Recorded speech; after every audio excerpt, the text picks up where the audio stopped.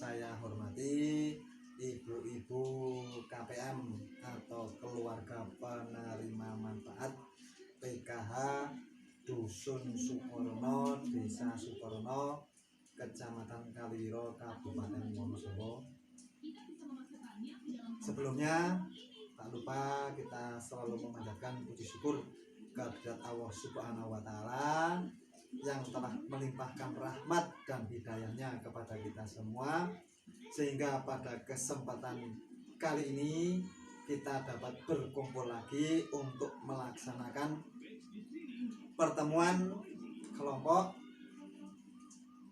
dan alhamdulillah kita selalu diberi barokah dari Allah Subhanahu wa Ta'ala. Sholawat dan salam tak lupa juga kita sampaikan kepada junjungan besar kita Nabi Agung Muhammad Sallallahu Alaihi Wasallam yang selalu kita nantikan syafaatnya dari mulai di dunia sampai dengan yaumul kiamah. Bagaimana kabarnya ibu-ibu semua? Sehat semua? Alhamdulillah. Bu Ira pakai apa tadi kesininya? Wah, jalan kaki. Jauh ya dari sini rumahnya? Oh, dekat. Alhamdulillah. Tapi nggak ada kendala ya? Nggak ada kan? Oh ya, alhamdulillah.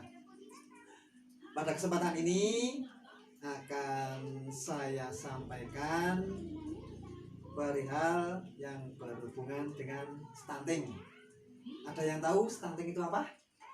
Belum. Oh, belum ya. Nanti kita sama-sama belajar ya Bu ya, agar tahu apa arti dari stunting itu dan nanti sampai ke hal-hal yang menyebabkan stunting. Stunting adalah kondisi di mana pertumbuhan anak terganggu akibat kekurangan nutrisi atau gizi dalam jangka waktu yang lama. Gizi buruk penyebab stunting pada anak ini bisa diakibatkan karena gizi buruk pada ibu maupun pada anak dalam masa tumbuh kembangnya. Nah, dampak stunting pada anak umumnya itu menyebabkan anak tinggi badan lebih pendek dari anak-anak normal. Itu yang paling pasti itu adalah anak tinggi badannya lebih pendek dari anak-anak pada umumnya. Juga kemampuan otak biasanya itu lebih rendah serta rentan terhadap penyakit. Itu yang dinamakan dengan stunting. Sudah paham ibu-ibu kira-kira untuk arti stunting? Tentang stunting? Oh belum. Oh berarti anak yang kecil ya Pak? Nah iya, atau istilah Jawanya cebol. Nah itu ya Bu ya. Itu kerdil atau cebol, itu namanya stunting. Nah, apa saja yang menyebabkan terjadinya stunting pada anak atau kerdil atau cebol pada anak?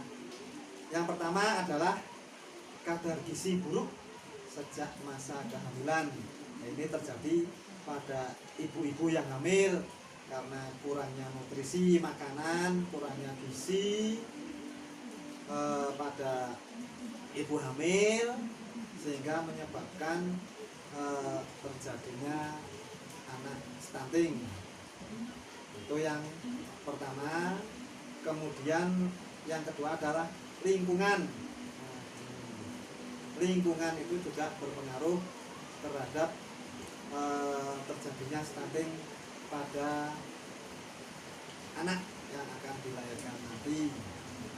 Nah, makanya kalau bisa lingkungan itu dibuat bersih, nyaman, sehingga nantinya pertumbuhan anak terutama di dalam janin itu bisa, di dalam kandungan ibu itu bisa normal. Karena itu ibu bisa mendapatkan gizi yang sebaik-baiknya dari makanan yang dimakannya. Kemudian yang ketiga adalah kurangnya makanan pendamping ASI atau MPASI.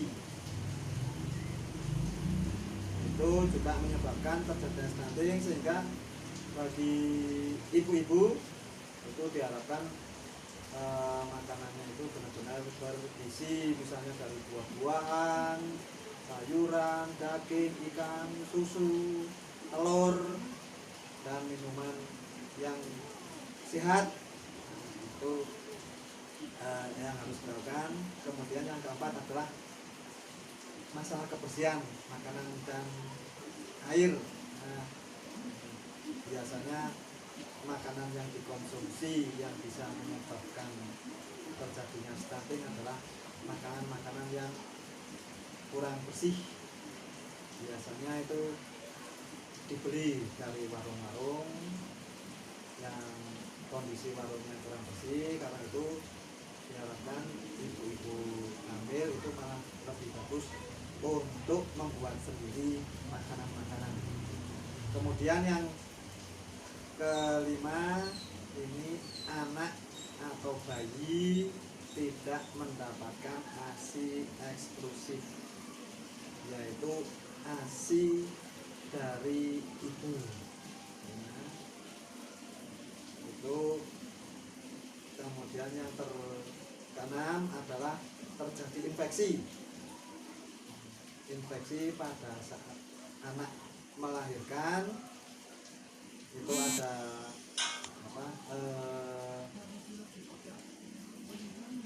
penyakit, yaitu penyakit mungkin dari penyakit diare atau mungkin penyakit pernapasan, sehingga berdampak pada pertumbuhan anak. Sedangkan yang terakhir adalah lingkungan yang tidak higienis. Ini terjadi terutama di lingkungan rumah.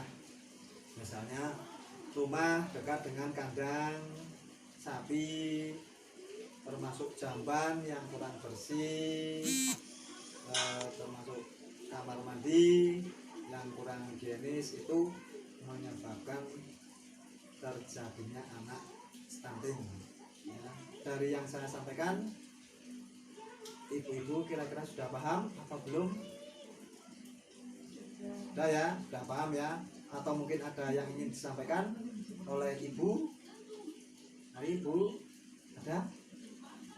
Pencegahan stunting itu bagaimana caranya? Oh, ya yang jelas untuk pencegahan supaya tidak stunting, terutama untuk ibu hamil. Nah, ini ya banyak dengan asupan makanan-makanan yang bergizi, serta selalu rutin untuk menambah atau meminum tablet tambah darah, serta rutin untuk pergi ke puskesmas atau ke bidan untuk memeriksakan kandungan, sehingga hal tersebut nantinya akan menjadikan insya Allah anak tidak akan terjadi stunting. Itu ya Bu, paham Bu? Untuk masalah penyebab stunting dari saya, untuk kesempatan kali ini saya sampaikan untuk hubungannya dengan penyebab stunting dulu. Pada pertemuan selanjutnya akan kita sampaikan tentang solusi supaya tidak terjadi stunting, atau juga tentang hal-hal yang terkait dengan stunting. Demikian pada kesempatan ini saya sampaikan, semoga apa yang saya sampaikan ini bermanfaat bagi ibu-ibu semua, dan nantinya ibu-ibu semua tidak akan mempunyai anak yang stunting, semua bisa normal. Demikian dari saya akhiri, billahi taufik wal hidayah. Wassalamualaikum warahmatullahi wabarakatuh. Waalaikumsalam warahmatullahi wabarakatuh.